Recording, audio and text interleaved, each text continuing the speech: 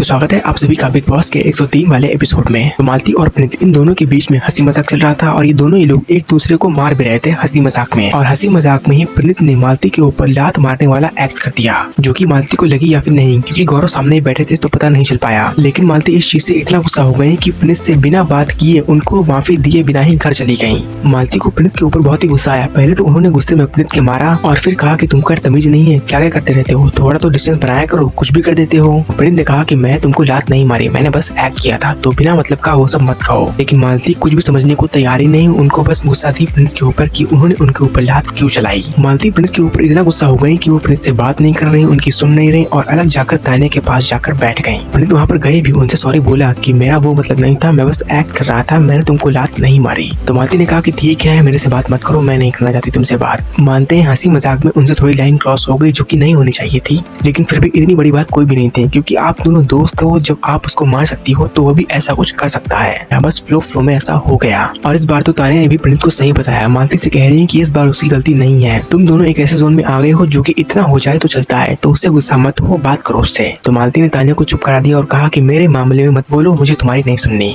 फिर इसके बाद जब इविक्शन वाला टास्क हुआ और उसमें मालती हार गई और घर से बेघर होने के लिए जा रही थी, तभी प्रीत ने उनसे माफी मांगी, सॉरी बोला, लेकिन मालती ने उनको माफ किया ही नहीं और कहा कि नहीं करूंगी। यहाँ तक कि अमा से भी कहा कि तुमने जो मेरे साथ बिहेव किया है उसके लिए मैं तुमको कभी माफ नहीं करूंगी। जाते जाते मालती ने सबको हक किया, सबसे बात की, थोड़ी बहुत कर ली, लेकिन प्रीत से थोड़ी भी बात नहीं कर पाई। गेट के पास मालती पहुंच गई थी और कह रही थी गेट खोल दो, तो प्रीत ने कहा कि बात तो कर ले जब तक नहीं खुल रहा है। मालती कहती नहीं बात करूंगी, नहीं हक करूंगी, अब तो कुछ भी नहीं करूंगी। गौरव और तानिया को हक कर लिया और फिर वो घर से बेघर हो गई। पर यही चीज प्रीत को बहुत ज्यादा बेकार लगी, उनको बहुत ज्यादा हर्ट कर रही थी कि वो बिना बात किए चली गई। जैसे कि अभिषेक चले गए थे उनसे बात किए बिना, वैसे ही मालती भी चली गई। और यकीन मानिए प्रीत को बिना मतलब का इतना गिल्ट हो रहा था, इतना बुरा लग रहा था कि वो रोने भी लग गए थे। गौरव आए तो थे, लेकिन वो कोने में खड़े होकर कह रहे थे कि तुम अपना टाइम ले लो, ये नहीं कि समझाएं कि तुमसे गलती नहीं हुई है, जो होना था वो हो गया, इतनी बड़ी कोई बात नहीं है, तुमको अपनी गलती का एहसास हो गया, तुमने सॉरी कहा, उसने सॉरी नहीं एक्सेप्ट किया, तो कोई बात नहीं, ठीक है, चलता है। ये कुछ भी नहीं समझाया, वो बस कोने में आकर खड़े रहे। उसके बाद बिग बॉस ने सभी लोगों को असेंबली रूम में बुलाया, जहाँ बिग बॉस ने सभी लोगों को बिग बॉस 19 की ट्रॉफी दिखाई, जो कि कुछ ऐसी दिखती है,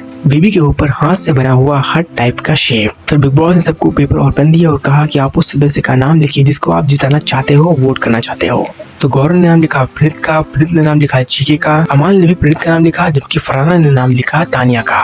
और तानिया ने नाम लिखा किसका पता है? अमाल का, कि वो बहुत ट्रू था, उसके जैसे कनेक्शन थे, बिल्कुल प्योर थे और इसीलिए मैं चाहती हूँ कि वो जीते, मैं उसको वोट करूंगी। जबकि इससे ठीक 2-3 हफ्ते पहले तानिया ने कहा था कि उनके लिए सबसे स्ट्रॉन्ग कंटेस्टेंट है फरहाना और उनको ही वो नॉमिनेट करना चाहती है। आज तो वो पलट ही गई, अब वो कह रही है कि उनके लिए सबसे स्ट्रॉन्ग कंटेस्टेंट है अमाल। जो कि फिर फरहाना ने बाद में तानिया से पूछा भी कि तुमने अब क्या हो गया उस बात का, जो कि तुमने कहा था कि तुम्हारे लिए सबसे स्ट्रॉन्ग कंटेस्टेंट मैं हूँ। तानिया कहती कि हाँ वो टाइम के साथ बदल जाता है। तो फरहाना कहती कि टाइम के साथ वो नहीं बदलता, बदलती है तुम्हारी प्लानिंग। तुम जो प्लानिंग प्लॉटिंग करती रहती हो, किसी का सहारा लेकर इतना बढ़ती रहती हो, पता चल गया सबको, तुम्हारी असलियत सबको पता चल गई है। और वाकई में तानिया को समझ में नहीं आता, कभी उधर कभी उधर, पता नहीं किधर फुदकती रहती है। फरहाना ने तानिया को खूब धो दिया अच्छी तरीके से। और थोड़े दिन पहले तानिया अमान पर गुस्सा भी थी, उन पर नाराजगी दिखाती भी थी, लेकिन अब कुछ दिनों से ऐसा लग रहा है कि वो अमान के लिए कुछ ज्यादा ही कर रही है, ना तो उनके ऊपर रोस्ट किया और अभी उनकी तारीफ कर रही है, कभी उनको सपोर्ट कर रही है। तो वो कहीं ना कहीं ऐसा दिखाना चाहती है कि मैं अमान के लिए अब भी ऐसा कुछ करती हूँ, उसके लिए इतना करती हूँ, सपोर्ट करती हूँ, अच्छी हूँ उसके लिए, क्योंकि तानिया के किसी ना किसी गेम प्लान का हिस्सा होगा।